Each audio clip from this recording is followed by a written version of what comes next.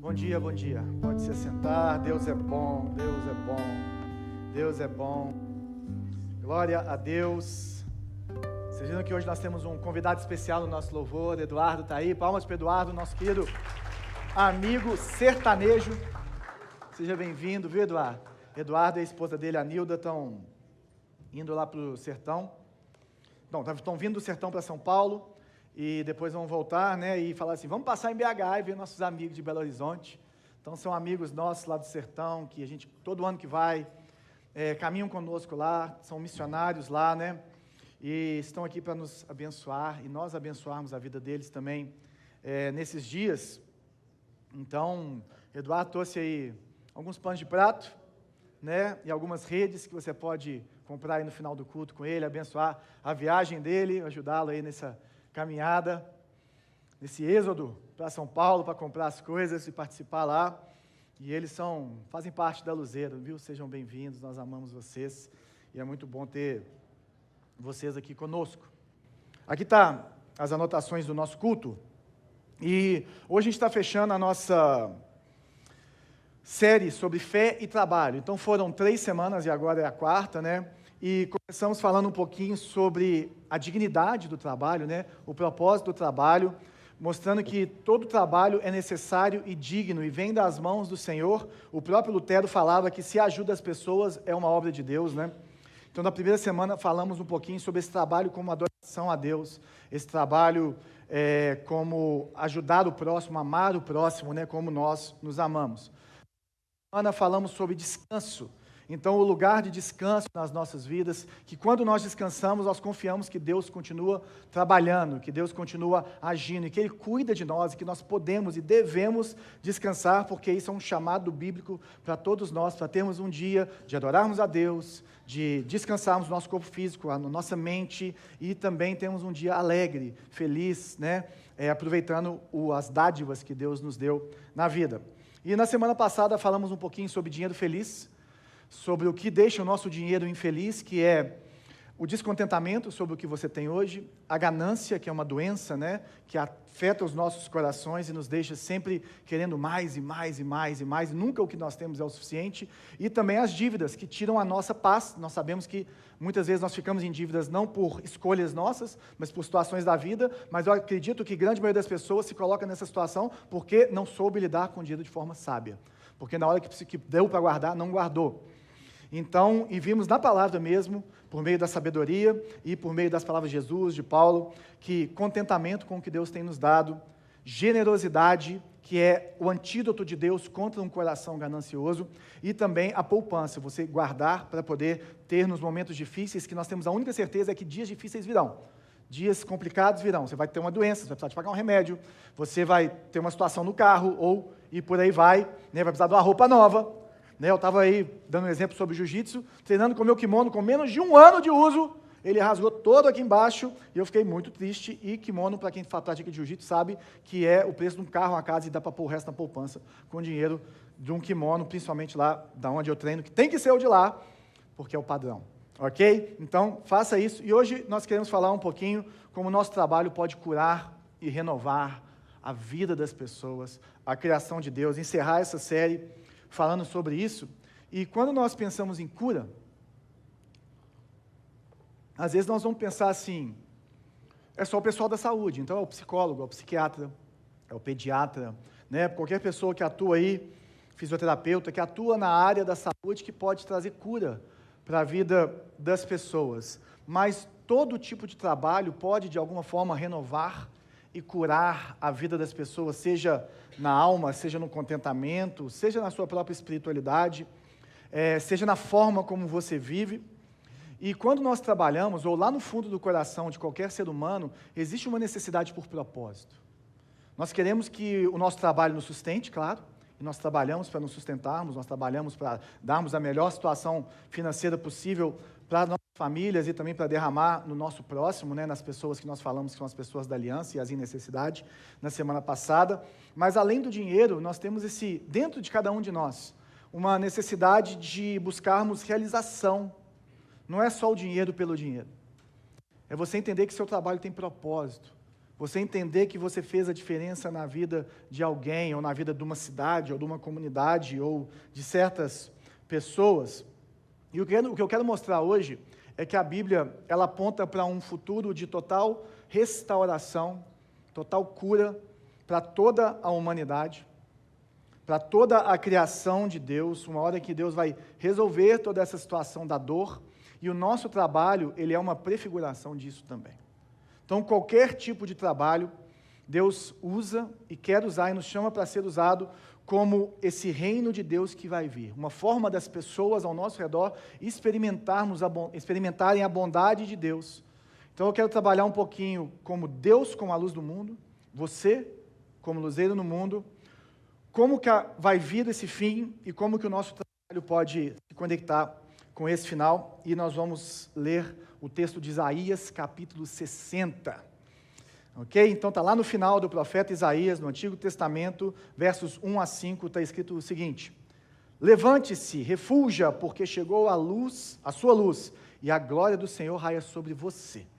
Olhe, a escuridão cobre a terra e densas trevas envolvem os povos, mas sobre você raia o Senhor e a glória dele se vê sobre você.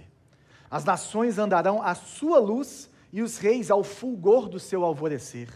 Olhe ao redor e veja, todos se reúnem e vêm a você. De longe vêm os seus filhos e as suas filhas vêm carregadas nos braços. Então você o verá e ficará radiante. O seu coração pulsará forte e se encherá de alegria, porque a riqueza dos mares será trazida a você, e a você virão as riquezas das nações. Glória a Deus. Esse texto de Isaías é um texto muito interessante. Até Isaías em si existe uma discussão da data, porque algumas pessoas entendem que Isaías viveu ali, na época dos reis ali de Israel, antes do exílio, né?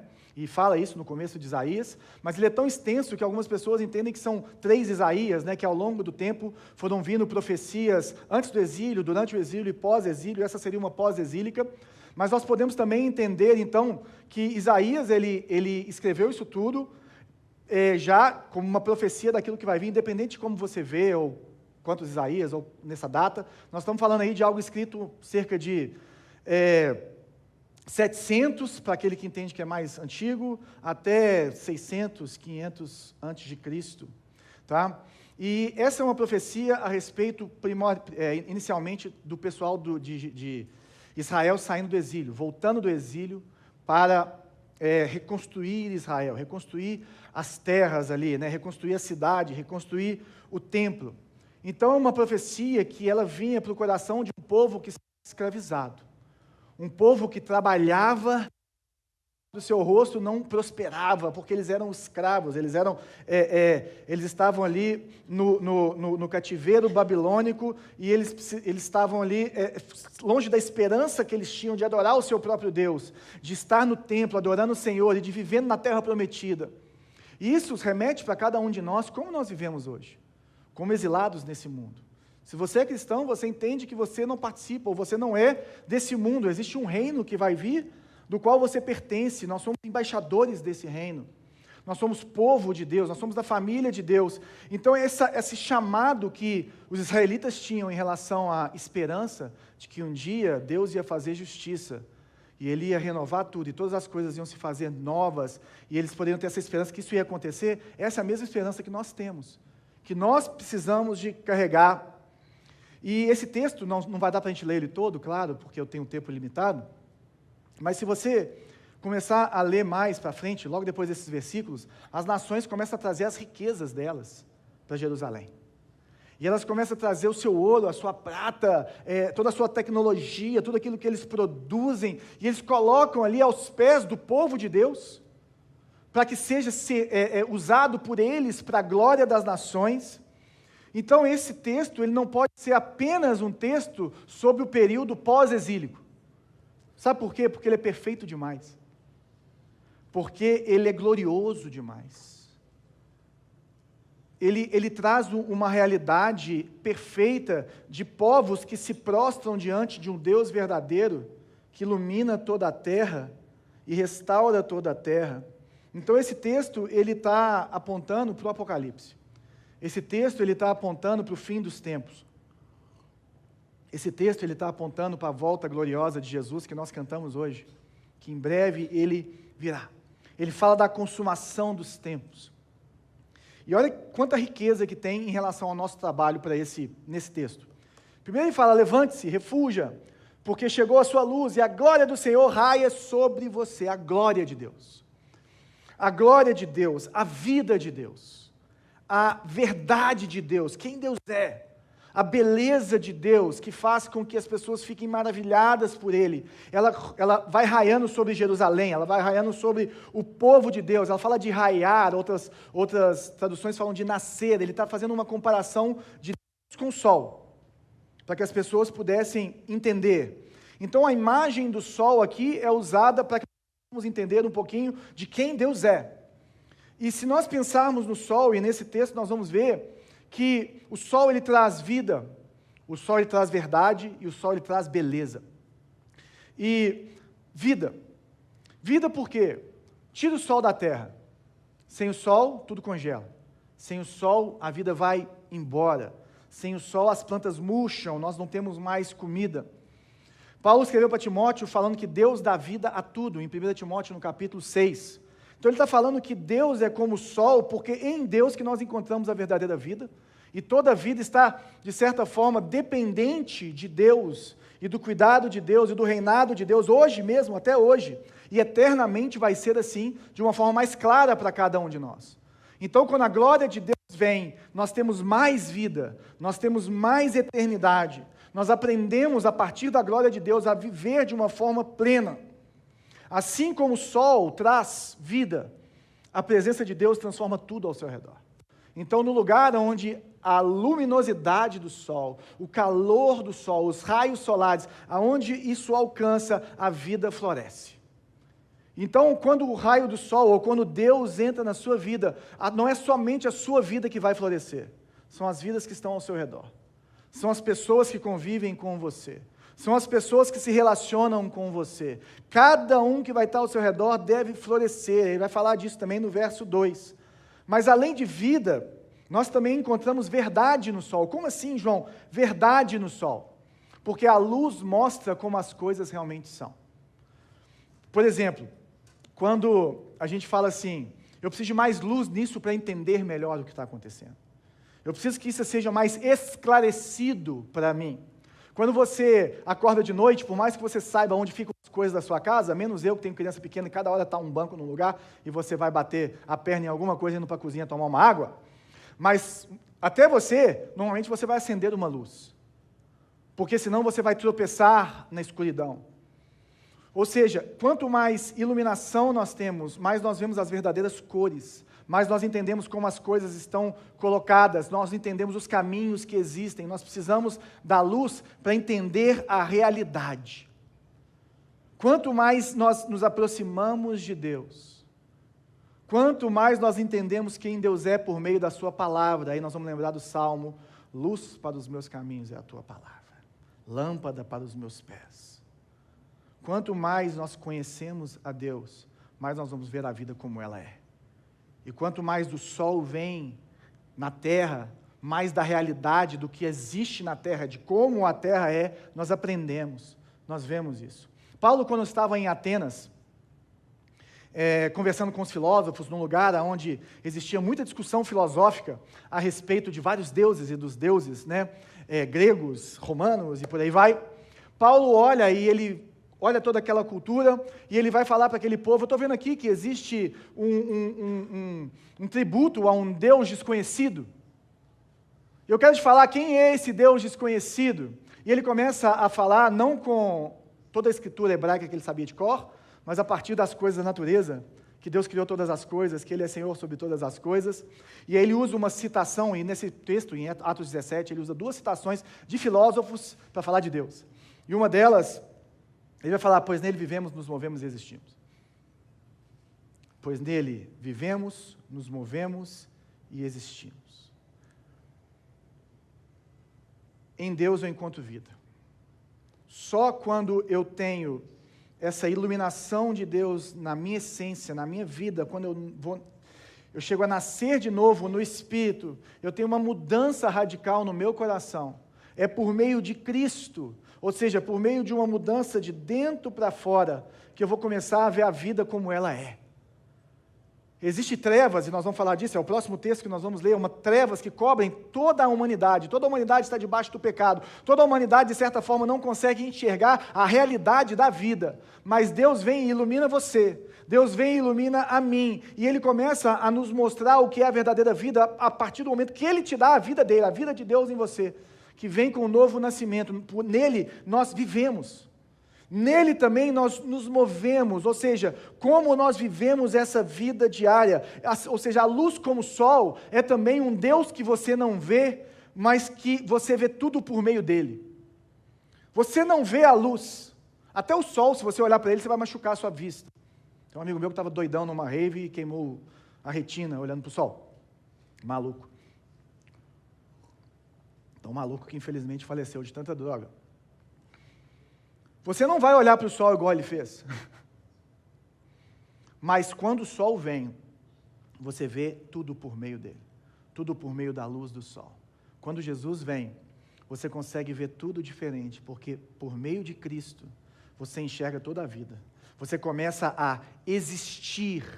Você começa a ver as conexões entre a palavra de Deus e a realidade que você vive, entre você escolher os seus caminhos, você trabalhar só para você, e só na sua ganância, e o que é o resultado disso, e a partir de Deus, o que a generosidade faz, o que o contentamento faz, o que a adoração a Deus faz, o que a vida de Deus faz. Ele é a nossa identidade. Nós aprendemos quem nós somos iluminados a partir de quem nós somos, ou Ele nos dá a verdadeira identidade, nós somos completamente aceitos em Deus, então nós não precisamos de buscar aceitação em lugar nenhum mais. Nós temos uma realidade dura de quem nós somos em Deus, mas dentro dessa aceitação, nós conseguimos ser graciosos e verdadeiros com as pessoas. Então, a partir dessa luz de Deus, é que nós vivemos, nos movemos, mas também nós existimos. A nossa existência está conectada em Deus. Nós começamos a existir a partir dele, e isso muda completamente o rumo da nossa vida e como nós escolhemos as coisas. Mas o sol também traz beleza. Nós conseguimos ver o que é belo por meio da iluminação do sol. Ele traz até mais beleza. Da mesma forma que Deus está restaurando todas as coisas. Da mesma forma que Deus que criou o belo a partir do meu trabalho, a partir do nosso trabalho, a vida das pessoas pode ser mais bela. Essa decoração aqui que deixa a nossa igreja muito mais bela, é a adoração a Deus que a Sabrina que está ali faz, para que você e eu possamos ter mais beleza no culto, da forma como nós enxergamos. Os acordes que os meninos vão fazendo aqui na música, eles têm que estar todos em sincronia para que essa beleza possa invadir os nossos corações e nos incentive ainda mais a adorar a Deus, a olhar para Jesus, a glorificar a Jesus. Essa beleza, ela transforma tudo, ela é crucial para a nossa alegria. Tem pessoas, gente, que trabalham na área das artes, que são pessoas que trazem o belo de Deus para as nossas vidas, mas qualquer trabalho excelente, ele é digno de aplauso, porque ele reflete o caráter de Deus, a beleza de Deus, a excelência de Deus. Um bom discurso em que as pessoas se levantam e batem palma, uau, uau, uau, é como se eles estivessem adorando a Deus, porque foi Deus que deu o dom para aquela pessoa, para agir daquela forma, com aquela excelência. Um prédio maravilhoso, aquelas construções dos chineses, né? Malucas, uma muralha da China, uma pirâmide do Egito. Ao longo da história, nós vemos Deus trazendo beleza por meio da engenharia, do conhecimento humano. E é isso que nós precisamos de enxergar e que está apagado, está debaixo de trevas para a humanidade. Não é você que fez isso, é Deus que te deu os seus dons. É Deus que te deu dons e colocou na sua vida, e a partir do momento que a glória de Deus vem, que você é iluminado, aí você vai ver tudo diferente, e aí a palavra fala, levante-se, refuja, levante-se. Deus está restaurando todas as coisas, e nos chama para participar dessa restauração. A partir do momento que você é iluminado por Deus, que você vê essa beleza, e você vê a beleza de Deus em você, essa beleza precisa ser colocada para fora. O nosso trabalho hoje não é mais uma mera forma de ganharmos grana, que é muito importante. Não é mais uma forma de você se sentir a pessoa mais especial do mundo, melhor do mundo ou pior do mundo, se você tem trabalhado e não está satisfeito com o seu trabalho, ou quem trabalha com você não está satisfeito com você. Mas é uma forma de anteciparmos o plano de Deus de uma nova criação. De mostrarmos que existe algo belo, algo excelente, algo que só Deus pode fazer. E não é só para você se levantar no sentido de agir e refulja, quer dizer, resplandeça, quer dizer, deixe a sua luz brilhar. E eu fiquei pensando várias vezes, se eu colocava um vídeo nosso do pessoal na Paraíba, dançando, minha pequena luz vou deixar brilhar. Quase que eu chamei os nossos jovens aqui, para que vocês vejam a partir de uma mera dança. Como que nós devemos ser como esses meninos que cantam, vou deixar a minha luz brilhar. A minha pequena luz, mas eu vou deixar ela brilhar. Resplandeça quer dizer que Deus fala, você é a luzeiro no mundo. Nós somos a luz do mundo. Jesus é a luz do mundo, mas Ele mesmo falou assim, você é a luz do mundo. E nós somos chamados para viver dessa forma, e para vivermos dessa forma, nós temos que olhar ao redor. Olha, a escuridão cobre a terra, e densas trevas envolvem os povos não conseguem enxergar a realidade, os povos estão debaixo dessa lei do pecado, eles estão debaixo dessa maldição do pecado, sobre você, mas sobre você raia o Senhor. Todos os povos estão debaixo de densas trevas, mas sobre você, Jerusalém, sobre você, igreja, raia o Senhor, e a glória dele se vê sobre você. Aquela luz que ninguém vê.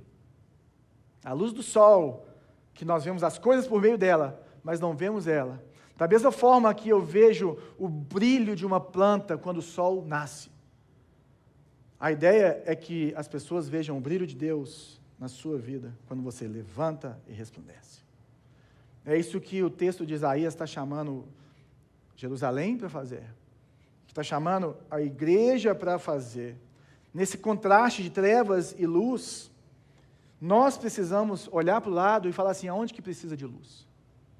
Onde que está faltando de luz? A glória de Deus pode ser vista em mim, eu preciso refletir essa luz. Você é um luzeiro no mundo, a luz de Deus precisa ser vista em você. Paulo fala em Efésios capítulo 5, a partir do momento que você entendeu tudo que Jesus Cristo fez na cruz do Calvário, vivam como filhos da luz.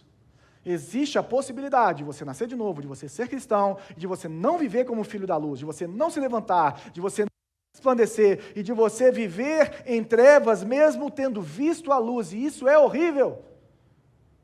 É a pessoa que enxerga e vive como um cego. É a pessoa que tem as mãos, mas não estende ela para ajudar.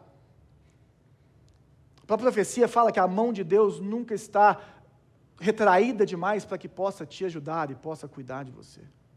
E a mão de Deus hoje é a igreja, nós somos o corpo dele. Nós precisamos de ser essa mão de Deus. Se você nasceu de novo, a vida de Deus transborda de você como os raios do sol, por mais que muitas vezes você não veja. Jesus, no Sermão do Monte, na mesma hora que ele fala que vocês são a luz do mundo, ele fala, vocês são como uma cidade edificada sobre a montanha. É aquela cidade que fica lá em cima, num lugar que não tem luz. Imagina que acabou a luz na cidade toda, igual São Paulo, ficou 4, 5 dias lá sem luz. E existe um lugar com luz lá no alto. Para onde que os povos vão correr? Para onde que aonde que as pessoas vão buscar refúgio?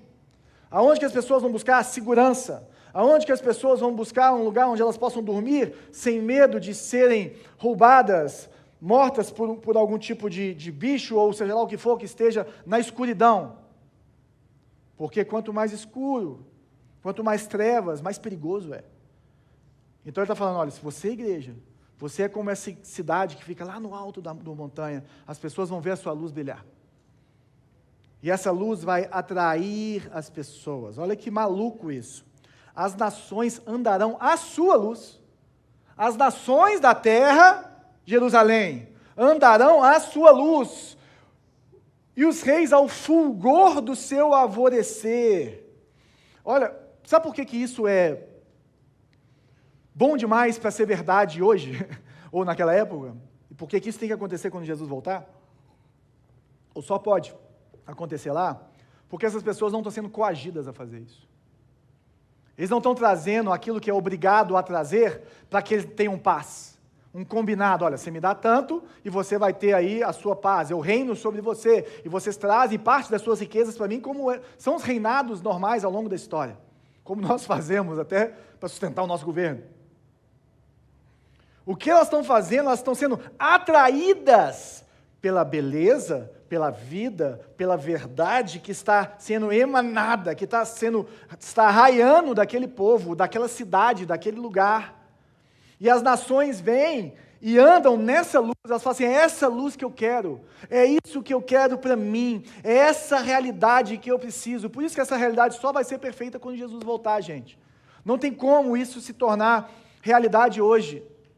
Mas o Jaio ainda não, o reino de Deus está aqui, mas não completamente, nos ensina que o meu trabalho, o seu trabalho, a minha vida, a sua vida, ela pode ter a vida de Deus fluindo de nós. Que não é só uma religião cristã, não é só evangélico, mas é um coração transformado, é a vida de Deus. Quando ele fala que os reis, ao fulgor do seu alvorecer, o fulgor ou o resplendor é uma ideia de luminosidade viva, é algo atraente, é algo momentâneo, é uma coisa que chama a atenção pela sua intensidade, pela sua beleza. As pessoas precisam olhar para os cristãos que estão vendo a luz, que estão vendo a realidade e falar assim, uau, como é que eu tenho uma família assim? Vocês são imperfeitos. Mas como é que vocês lidam dessa forma? Uau! Como é que você lida com as suas riquezas dessa forma? Nossa, como é que você consegue ser tão altruísta ao ponto de se doar tanto para as pessoas?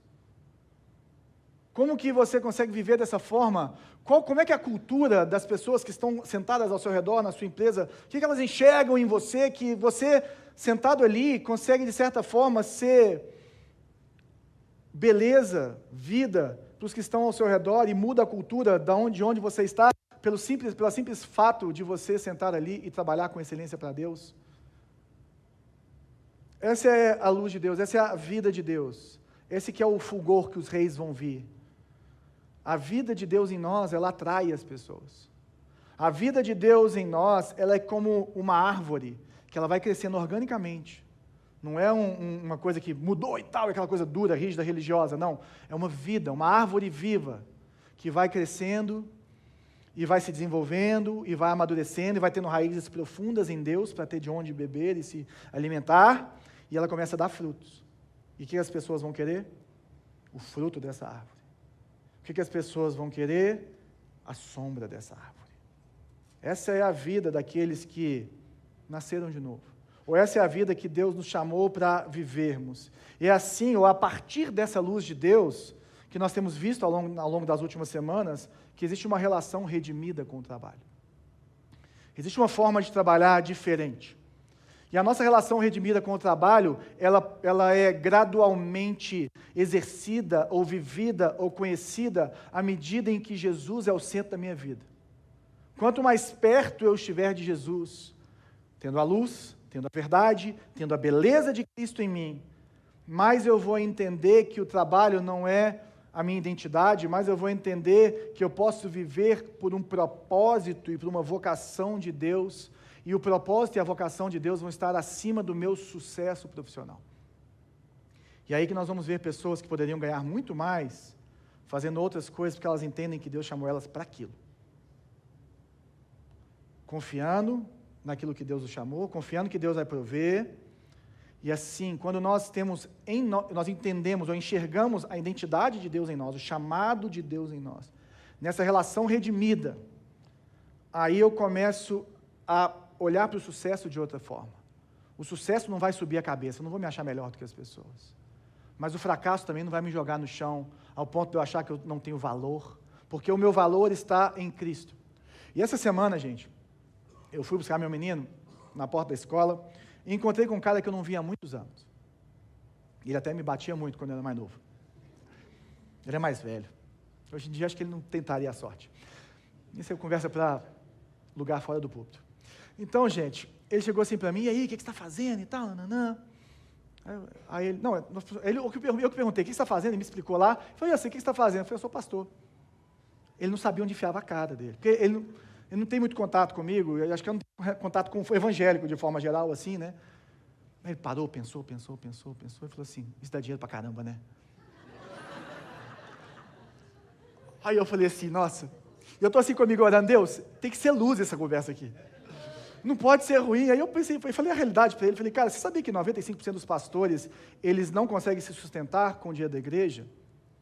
Você sabia que essa realidade que você está vendo, ela é uma realidade minúscula, perto da realidade dos pastores, que na verdade a maioria deles tem trabalho mais igreja, para poder fazer a obra de Deus, e muitas vezes sacrificam a vida, a família, porque Deus chamou eles, porque a igreja é incapaz de sustentar a vida deles dentro da realidade daquela comunidade? Essa é a realidade dos pastores.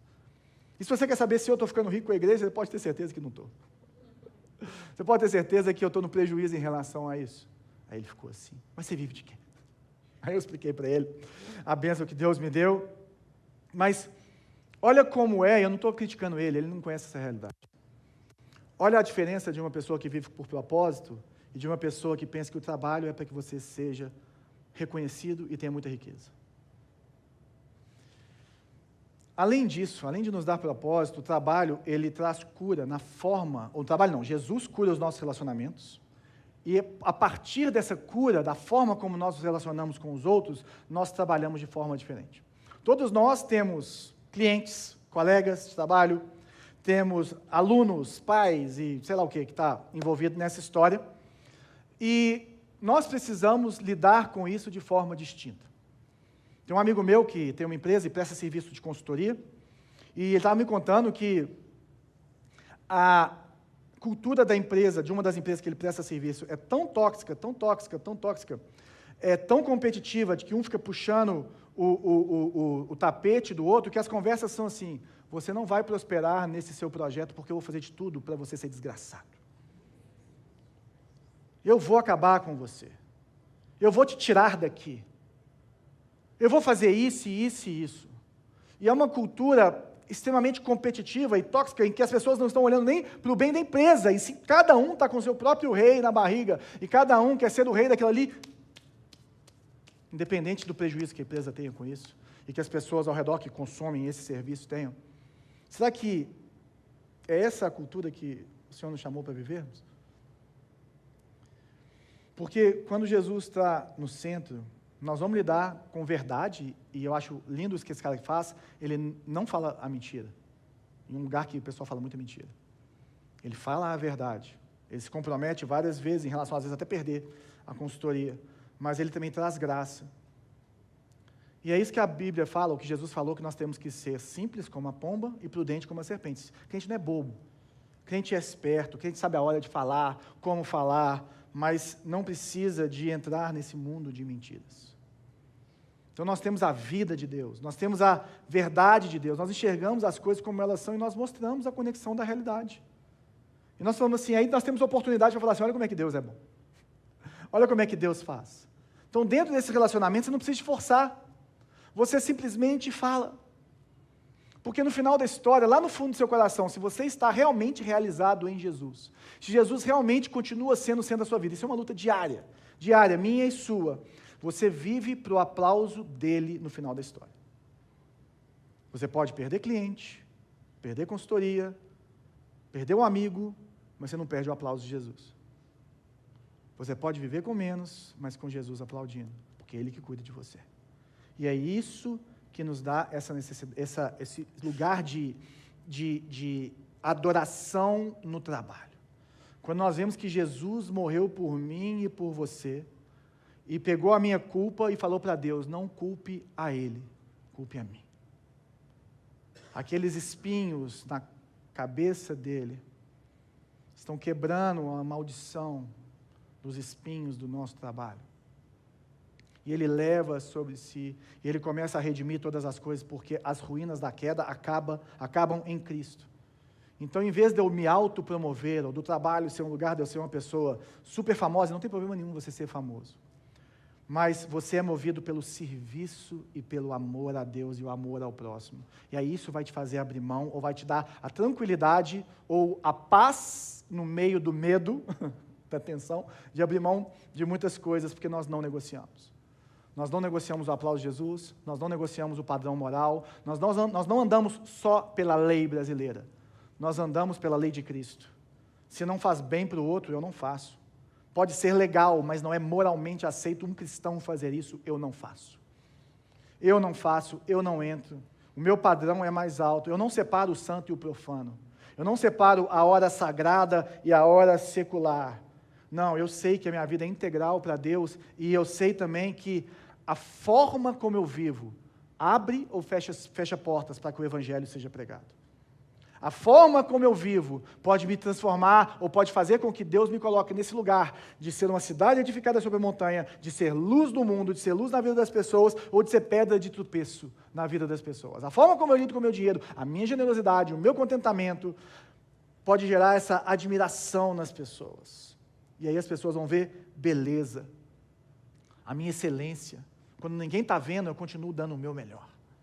Eu sempre entrego o meu melhor, porque Deus sempre entregou o melhor dele. E aí qualquer tipo de trabalho deve ser aplaudido se ele é digno, se ele engrandece a Deus. Gente, limpar banheiro é extremamente digno. Deixa o banheiro sem limpar um mês, para você ver se todo mundo da sua casa não começa a ficar doente. Deixa a casa sem limpar um mês, para você ver se todo mundo não adoece. Os advogados, quem planta, quem colhe, quem medica, os engenheiros, o pessoal da tecnologia, todos nós podemos, de certa forma, fazer a diferença, trazer o reino de Deus e a sua justiça na vida das pessoas. Porque a partir desse lugar de Cristo em nós, a partir do nosso estilo de vida cristocêntrico, aí nós temos espaço para compartilhar o Evangelho.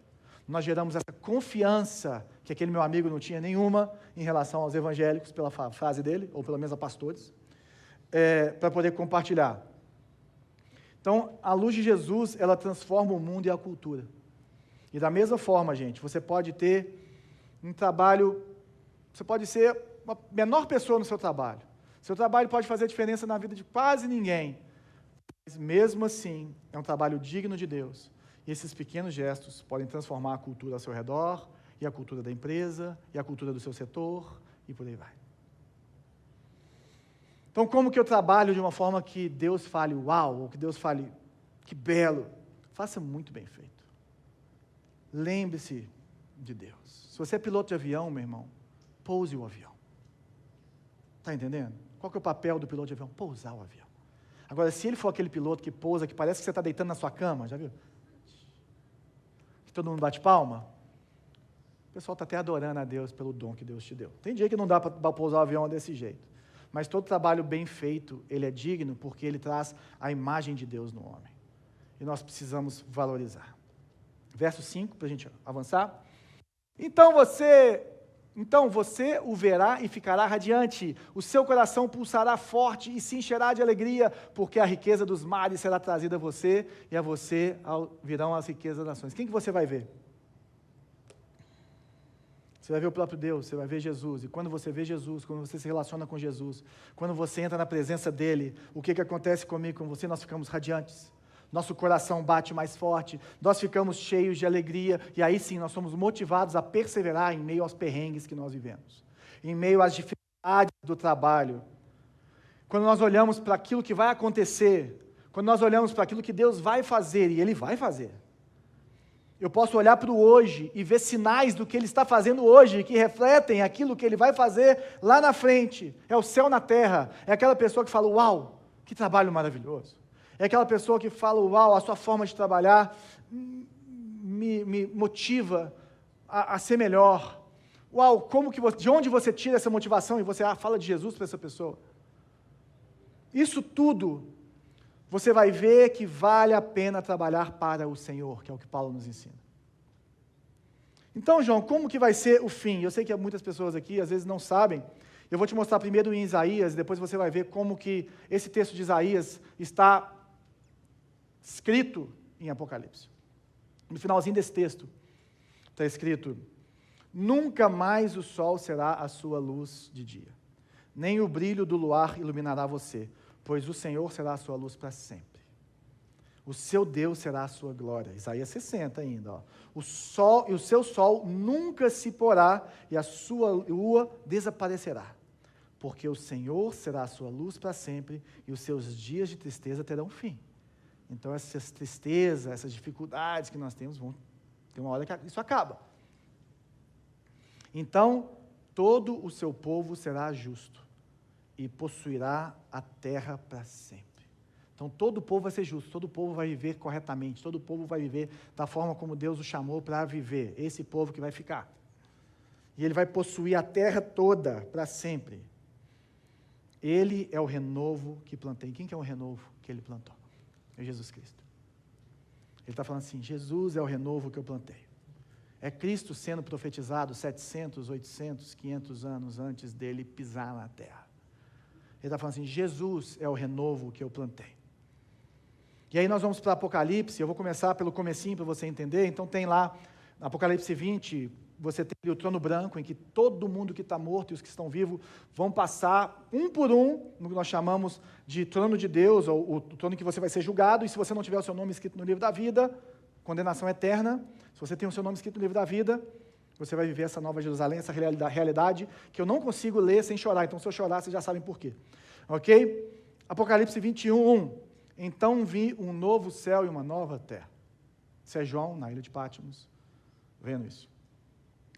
Pois o primeiro céu e a primeira terra tinham passado. A realidade antiga passou. Está vindo uma nova realidade. E o mar já não existia. Vi a cidade santa, a nova Jerusalém que descia do céu. Então nós estamos vendo que não é nós indo para o céu, a gente indo para o céu, mas é o céu vindo até nós, assim como Cristo veio até nós. Não é o homem indo a Deus, é Deus vindo ao homem. Existe uma restauração. Descer do céu da parte de Deus, preparada como uma noiva adornada para o seu marido. Ele está falando assim, a coisa mais linda que você já viu na sua vida. Eu lembro o dia que a Bela apontou naquela reta, e o tanto que eu chorei. Ouvi uma forte voz que vinha do trono e dizia, agora o tabernáculo de Deus está entre os homens, com os quais ele viverá. Imagina, Deus vindo habitar conosco. Eles serão os seus povos, e o próprio Deus estará com ele, e ele será o seu Deus. Ele enxugará dos seus olhos toda lágrima, toda dor que você viveu, todo sacrifício, tudo que você deixou de fazer, tudo aquilo que foi adoração para Deus, tudo aquilo que você sofreu, ele vai falar assim, está aqui meu filho, vem para o meu colo. Nem choro, nem dor, não haverá mais morte, nós não nascemos para ter morte. Nem tristeza, nem choro, nem dor, pois a antiga ordem passou. Gente, acabou. A gente sofre em velório e a gente não se acostuma com morte porque nós não fomos criados para morrer. Nós fomos criados para viver eternamente. O pecado que entrou e atrapalhou o nosso DNA. A antiga ordem passou, eis que vem uma ordem nova. Aquele que estava sentado no trono disse, estou fazendo novas todas as coisas. E acrescentou, escreva isso, pois essas palavras são verdadeiras e dignas de confiança. Então, em vez da gente voltar para o jardim, nós vamos para uma cidade. E essa cidade que vem, ela tem cultura, ela tem inovação, ela tem trabalho, só que é um trabalho, como era o de Adão e Eva antes da queda, é um trabalho redimido. E o que nós fazemos hoje, quando vivemos esse trabalho redimido, no meio dessa confusão que existe de pecado no mundo, é sombra dessa realidade. A forma como vivemos hoje, nós estamos trazendo essa realidade para cá, por mais que ela seja como se fosse parcial, mas ela aponta para esse trabalho futuro. Nós estamos antecipando, quando nós estamos melhorando a vida das pessoas, trazendo vida, verdade, beleza, nós estamos antecipando aquilo que Deus vai fazer de uma forma gloriosa e eterna, até Jesus voltar, porque no dia que Ele aparecer, que nós vamos ver as marcas na mão dele, no dia que Ele voltar e todo olho verá, essa realidade muda. Agora olha como Apocalipse 21, 22 está escrito o que estava escrito em Isaías 60 de uma forma um pouquinho diferente. Não vi templo algum na cidade, pois o Senhor Todo-Poderoso e o Cordeiro são o seu templo, Jesus. A cidade não precisa de sol e nem de lua, que brilhem sobre ela, a glória de Deus a ilumina. O que ele falou lá? E o Cordeiro é a sua lâmpada. As nações andarão na sua luz, mesma coisa que Isaías. E os reis da terra lhe trarão a sua glória. o fulgor da sua. As suas portas jamais se fecharão de dia, pois ali não haverá noite, não precisa mais de segurança, porque todo mundo vai andar na justiça de Deus. Não precisa de ter medo, porque essas pessoas são justas. E a glória e a honra das nações lhe serão trazidas. Está vendo como Isaías está apontando para cá? Tudo que é belo, tudo que é significativo, todo o seu trabalho, todo o seu labor, tem valor diante do Senhor. E tudo isso vai ser trazido para Ele. Está aqui, ó. Está aqui o meu trabalho. Está aqui o meu labor. Está aqui o que eu fiz com o que o Senhor me deu. Está aqui o que eu fiz com a inteligência, com o discernimento, com a luz que o Senhor me deu. E fechando, Apocalipse 22. Então o anjo me mostrou o rio da água da vida. Então existe nessa Nova Jerusalém um rio com a água da vida. Que claro como cristal, fluía do trono de Deus e do Cordeiro. Então lá do trono, o trono está no centro, e de lá sai um rio. No meio da rua principal da cidade, de cada lado do rio, estava a árvore da vida. Quem lembra da árvore da vida lá de Gênesis? Que dá 12 colheitas, dando fruto todos os meses. As folhas da árvore servem para curar as nações. As folhas dessa árvore da vida servem para curar as nações. Já não haverá maldição nenhuma, o trono de Deus e do Cordeiro estará na cidade e os seus servos o servirão. Primeiro, quando ele fala os seus servos o servirão, fala, você vai trabalhar para Deus lá. Vai ter trabalho. Tá? A gente não vai ficar igual o anjo cantando corinho. Tá bom? Existe um trabalho redimido. Agora, essa cidade de Deus, que você é cidadão, que você é embaixador, ela tem cura para as nações. Ela tem cura para as pessoas. E essa cura começa como? Com Deus no centro da cidade. Deus e o Cordeiro. Jesus. Então, o que nós aprendemos aqui é que Jesus precisa ser o impulsionador das suas motivações para trabalhar. Ele tem que ser o centro da sua vida. Porque você faz parte desse reino, o Espírito de Deus está em você, e de você fluem o quê? Águas vivas, não é isso que a palavra nos ensina? Essas águas vivas que fluem, que vêm de Deus, para mim e para você, que servem como cura para as nações, sendo Jesus o centro das nossas vidas, nele nós o quê? Vivemos, nos movemos e existimos. O problema, gente, não está na fama, no poder, enquanto você tem, está em quem está no centro da sua vida. Está em quem você está adorando. O texto fala que as folhas da árvore servem para a cura das nações. E o que eu quero te falar hoje é que cada um de nós pode ser usado como uma folha nas mãos de Deus. Eu falei isso tudo aqui para chegar nesse lugar, que cada um de nós, de uma forma figurada, pode ter uma folha. Porque cada um de nós aqui, cada um de vocês e de mim e eu, somos únicos. Não tem ninguém igual a você nesse mundo. Não tem ninguém que foi criado por Deus igual a você. Você tem uma vocação única para contribuir com a cura e com a renovação das nações. Com a cura e com a renovação das pessoas que estão ao seu redor. Sabe o que você tem que fazer? Acha a sua folha. João, como que eu acho a minha folha? Tem 3 coisas que, se nós formos buscando e unirmos, nós vamos encontrar propósito no que nós fazemos.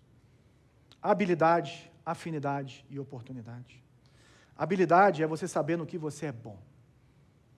Eu falo sempre, eu não sei combinar roupa, tá? Mas eu sei fazer outras coisas de forma muito bela. Não sei se você já conheceu uma planilha minha de Excel. É uma coisa maravilhosa. O pessoal olha e fala assim, só Deus para dar um dom para um cara fazer uma planilha dessa. É verdade. Depois você pergunta para o Breno, que está ali no fundo. Já viu uma das minhas planilhas. Além disso, tem outras coisas que Deus me deu como dom e talento meu, que eu preciso de desenvolver, que eu preciso de crescer, mas foi Deus que me deu. Então eu preciso de achar a minha habilidade. Qual é a sua habilidade? O que Deus te deu que é único, que é diferente? Quando eu fui escolher ou falar assim, eu vou sair do mercado de trabalho, onde eu estaria bem hoje, e vir para o Ministério de Tempo Integral, eu pensei assim, onde que a minha maior habilidade está? E nós lá em casa, em oração, e por meio de várias pessoas que testemunharam com a gente, falou assim, João, sua maior habilidade está em ser pastor de igreja. Isso é muito bom em outras coisas, mas aqui você tem mais para dar. Deus me chamou para isso. Qual que é a sua afinidade? Porque afinidade sem habilidade não é nada. Fazer o quê? Minha criança, quer ser jogador de futebol. O menino tem 2 pés esquerdos, gente. Não consegue dar um toque. Não tem como, ele pode amar futebol, mas ele vai ter que ser treinador, fisioterapeuta, alguma coisa, mas jogador ele não vai ser. Mas dentro das suas habilidades, quais são as suas afinidades? O que você ama? O que você gosta? E é a partir do momento que você entendeu os seus dons, entendeu um chamado dentro daquela habilidade, porque a minha habilidade de falar, por exemplo, ela pode ser usada de várias formas. Pode ser um coach, um comediante. Eu lembro quando a gente conheceu o pastor Zezinho, a Bela virou para ele, o pastor Zezinho é muito engraçado, gente. A Bela virou para ele e falou assim, ô pastor, se você não fosse pastor, você ia ser um ótimo comediante. Não esqueça disso. Ele, é mesmo? E é verdade, gente, ele ia ser um ótimo comediante. É um dom de Deus. Mas habilidade, afinidade, elas precisam de chegar numa oportunidade. Deus te deu habilidades. Você tem afinidades, isso pode ir mudando. Mas Deus vai abrir oportunidades para você servir Ele. E aí são oportunidades de emprego, oportunidades de chamado, oportunidades de ministrar na vida das pessoas. São oportunidades que o próprio Deus vai abrir, porque você tem habilidade e afinidade, sem uma porta aberta, como é que você vai usar isso? Então você precisa de unir essas 3 coisas, e quando essas 3 coisas acontecem, você tem um chamado. Um chamado em Deus, que você não pode ficar com expectativas surreais de pregar para uma multidão, enquanto você tem lá o morador de rua na porta da sua casa, você pregar. Mas ao mesmo tempo, você tem que tomar cuidado para não agir fora daquilo que Deus tem para você hoje. Então o que Deus está te chamando para fazer hoje? Quais são as portas que Ele abriu? Quais são as portas que Ele fechou? Porque se vivermos dessa forma, habilidade, afinidade e oportunidade, aí sim nós temos uma grande probabilidade de encontrarmos a satisfação verdadeira naquilo que fazemos. Porque está cheio de gente que faz o que não gosta, que tem muito, mas que não quer viver. Que não quer acordar, que não quer encarar a vida como ela é. E tem gente que tem muito menos, que tem uma alegria enorme em lidar com os perrengues da vida, porque estão vivendo a partir de um chamado, a partir de habilidade, de afinidade e de oportunidade. Somos a mão de Deus trabalhando para sustentar e manter o mundo. Então, gente, como cristãos, não se esqueça que nós somos sal da terra. Não se esqueça que se você estudar um pouquinho do desenvolvimento da humanidade, no que você e eu somos ensinados hoje pela cultura, do que é ser uma pessoa correta, moralmente, correta até que não, mas assim, correta, do que é certo e errado no meio de trabalho, e por aí vai, forma de governo, tem a mão de um cristão ali. O fim da escravidão, como nós vimos, acho que no começo da série, né? Enfermagem, desenvolvimento da imprensa, cuidar de pet, isso tudo são cristãos que se levantaram para falar assim, o reino de Deus não é assim. Ser sal da terra, e o sal naquela época não era só para deixar a carne gostosa, como a gente faz, era para ela não apodrecer, porque não tinha geladeira. E eu tenho certeza que o mundo ele é menos podre hoje, porque cristãos, desde que Jesus veio, têm manifestado a luz de Deus, e raiado, e levantado, e resplandecido, a beleza de Deus, impactando as famílias, as cidades, os países e as culturas.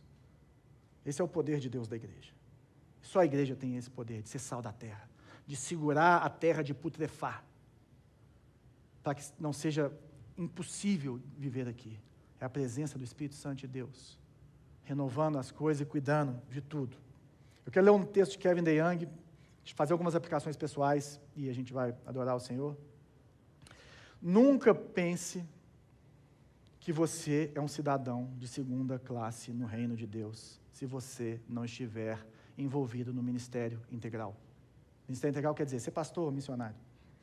Você pode honrar ao Senhor como professora, mãe, médica, advogado, bancário ou assistente social. Você pode trabalhar no varejo, fast food, política e grandes negócios. Você pode ser açougueiro, padeiro ou fabricante de velas. Você pode ser qualquer coisa que quiser, desde que não seja preguiçoso e tudo o que fizer seja para a glória de Deus. Qual que é o impacto dessas coisas na sua vida? Qual que é o impacto dessas verdades na sua vida? Talvez você precise que o trabalho não seja mais a sua identidade, não seja mais um fim em si mesmo. E o que você precisa fazer hoje, talvez, é convidar Jesus para entrar na sua vida e falar assim, Jesus, vem ser Senhor e Salvador da minha vida, eu preciso nascer de novo. Eu sou um pecador, eu estava em trevas, mas agora eu vi a luz. e eu sei que eu preciso do Senhor. Entra na minha vida, transforma a minha vida. Ou talvez você já nasceu de novo, mas você precisa chamar Jesus para reinar de novo na sua vida. Jesus, vem ter esse lugar. Ou também você precisa de identificar a sua folha. Qual que é a sua folha? Quais são as suas habilidades que só Deus te deu? Em que área você sente paixão de atuar? Quais são as necessidades ao seu redor que você pode atender? Quais oportunidades que Deus tem colocado na sua vida? Como que você pode, então, enxergar vida, verdade e beleza de Deus no que você faz hoje? Como que você enxerga a luz de Deus brilhando sobre você hoje? E eu coloquei aqui para a gente ler e orar um texto da visão teológica, a visão de Deus, a visão de como a gente deve viver para Deus, da coalizão pelo Evangelho, The Gospel Coalition, que é uma união de pastores ao redor do mundo que tentam viver de forma centrada no Evangelho, e tem uma parte disso que fala sobre trabalho, eu queria ler para você, que você lesse comigo aqui na tela. Nós temos uma visão de igreja que equipa o seu povo, a pensar sobre as implicações do Evangelho quanto à nossa ação como carpinteiros, bombeiros, no processamento de dados, enfermagem, nas artes, como empresários, no governo, jornalismo, entretenimento e na academia. Uma igreja, sim, não apenas apoiará o envolvimento dos cristãos com a cultura, como também os ajudará a trabalhar com distinção, excelência e responsabilidade em suas atividades e profissões. O desenvolvimento de ambientes humanitários ao mesmo tempo de criatividade e excelência empresarial a partir do nosso entendimento do Evangelho. Faz parte da obra de trazer uma medida de cura à criação de Deus no poder do Espírito Santo. Trazer alegria cristã, esperança, verdade à realidade das artes. Também faz parte desse trabalho. Fazemos tudo isso porque o Evangelho de Deus nos conduz a isso. Ainda que reconheçamos que a restauração final de todas as coisas aguarda a volta pessoal e corporal do nosso Senhor Jesus Cristo. Seja luzeiro do mundo. Vamos orar. Jesus, obrigado. Obrigado porque nós somos pequenos demais para entender a sua realidade. Nós estávamos em trevas, perdidos, mas o Senhor nos chamou. O Senhor iluminou as nossas vidas. O Senhor raiou dentro de nós. A sua glória veio, Senhor, e nós nascemos de novo. E a partir daí nós existimos, vivemos, nos movemos. A partir dessa realidade nós começamos a viver para o Senhor, e isso, grande parte disso, faz parte do nosso trabalho, de como nós trabalhamos, Jesus. A nossa relação com o trabalho, Senhor. Que possamos encontrar propósito, encontrar habilidade, afinidade e oportunidade. Que possamos realmente ter essa noção de que as águas vivas do Senhor, as folhas da árvore da vida, estão disponíveis para a tua igreja, que é cura para as nações, que é sal da terra, que é luz do mundo, que mesmo sendo imperfeitos, a perfeição do Senhor vai sendo manifestada, e as pessoas vão sendo atraídas para a luz do Senhor, para a vida do Senhor. Oh Deus, comece em nós, Senhor. Eu oro para que comece em mim, na minha família, na minha casa, e que se estenda para cada um que está aqui nessa manhã, para cada um da Luzeiro, para cada um que podemos alcançar, para que sejamos esses luzeiros no mundo, essas pessoas que trazem a vida, a verdade e a beleza do Senhor, que espelha, que mostra a realidade da nova criação, de quem o Senhor é, em nome de Jesus. Nos deixe para essa realidade, Senhor. Nos dê a luz que precisamos e seja o centro das nossas vidas, em nome de Jesus. Amém. Amém. Nós vamos ceiar, o pessoal vai passar a ceia, e a ceia é para aqueles que entendem que Jesus é Deus, que você nasceu de novo, que a vida de Deus está em você e que você é um luzeiro nesse mundo. Então a ceia é um tempo de alegria, porque Jesus veio, morreu pelo meu pecado, morreu pelo seu pecado, mas de extremo temor. Então se você tem vivido de uma forma que Deus está falando assim, não é assim, meu filho, se arrependa e ceie. Fala, Deus, eu quero mudar, e eu estou aqui comendo desse pão, tomando desse cálice, lembrando de que o Senhor é a vida em mim, a verdade em mim, a beleza em mim. Usa-me, Senhor. Nós vamos passar a ceia e vamos adorar o Senhor. Você vai vir, Eduardo? Amém, por favor.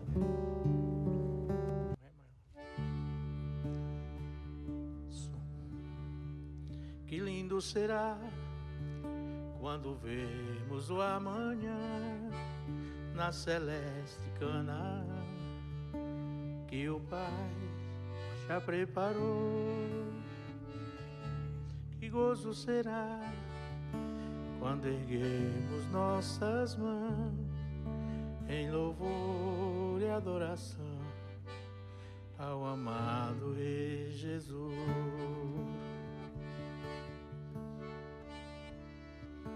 Quem há de lembrar do que aqui passou? Pois tudo nesse lar é gozo, paz e amor. Ah, como eu quero ver a nova Canaã, Canaã é logo ali. Quem há de lembrar do que aqui passou?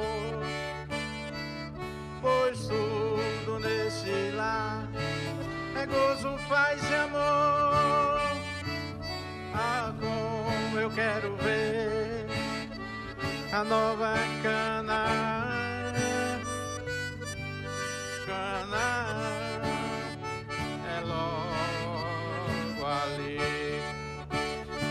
Que lindo será quando virmos o amanhã na celeste Canaã, e o Pai já preparou. Que gozo será quando erguemos nossas mãos em louvor e adoração ao amado Rei Jesus. Quem há de lembrar do que aqui passou? Pois tudo nesse lar é gozo, paz e amor. Ah, como eu quero ver a nova Canaã, Canaã é logo ali. Obrigado, Jesus. Obrigado que é logo ali. Em breve o Senhor virá. Todo olho verá e todo joelho se dobrará ao Rei dos Reis e Senhor dos Senhores. E nós nos dobramos a Ti mais uma vez nessa manhã, sabendo que o Senhor é autor e consumador da nossa fé, sabendo que em Ti temos o propósito que precisamos, o descanso que precisamos, o poder, a glória, a honra que precisamos para sermos luzeiros nesse mundo. Obrigado porque, em primeiro lugar, o Senhor nos resgatou da maldição e da morte. Vamos ser. Quem há de lembrar do que aqui passou? Sei lá, é gozo, paz e amor. Ah, como eu quero ver a nova Canaã, Canaã é logo ali. O Senhor abençoe a sua vida, o Senhor abençoe o seu trabalho. Que você possa, em nome de Jesus, ser luzeiro no mundo, sal da terra, cidade edificada sobre a montanha. E que as pessoas sejam atraídas pela presença de Deus em você. E que você seja uma bênção em nome de Jesus. Deus te abençoe. Se você está nos visitando hoje, pega um presente que nós temos para te dar com o pessoal da recepção. E o Eduardo vai agora sapecar a sanfona. Há quanto tempo a Ti me entreguei e resolvi amar, amado meu.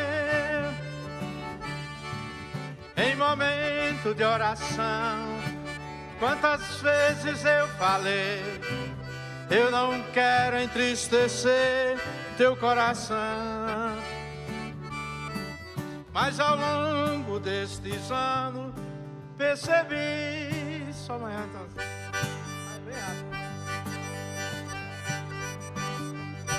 Mas ao longo desses anos percebi que tão pouco do que eu disse eu cumpri. Resolvi me derramar, minhas faltas confessar. Oh amado meu Jesus, ajuda-me, ajuda-me. Com braço forte eu ser fiel até a morte. Não deixarei de te clamar até o fim. Por teu amor, Senhor Jesus, ajuda-me, ajuda-me. Com braço forte eu ser fiel até a morte. Não deixarei de te clamar até o fim. Por teu amor, Senhor Jesus.